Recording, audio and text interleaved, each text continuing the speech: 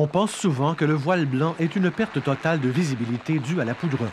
Par exemple, un hélicoptère peut provoquer sa propre zone locale de voile blanc en vol stationnaire. Mais il suffit que le pilote écourte son vol stationnaire pour remédier à la situation.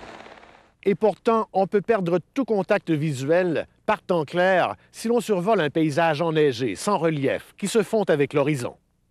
En vol à vue, on se sert des ombres, des reflets, des contrastes de couleurs et de la netteté des éléments lointains du paysage.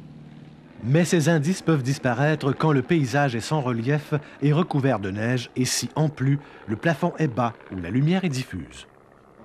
Dans ces conditions, le pilote pourrait être leurré par un faux repère visuel, comme une ligne sombre au loin, s'il ne tient pas ou peu compte de ses instruments.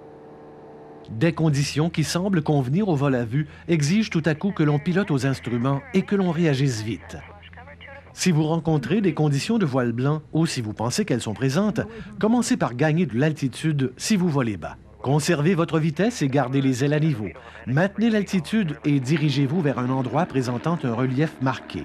Tentez le plus possible de vérifier votre altitude de vol à l'aide des instruments. Si vous devez survoler de grands lacs gelés, allez d'île en île ou faites le tour en conservant la rive à portée de vue.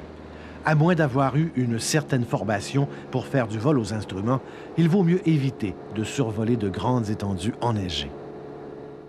L'hiver, le voile blanc peut surprendre les pilotes peu avertis de ce phénomène. De telles conditions peuvent représenter de réelles difficultés lors du vol à vue l'hiver.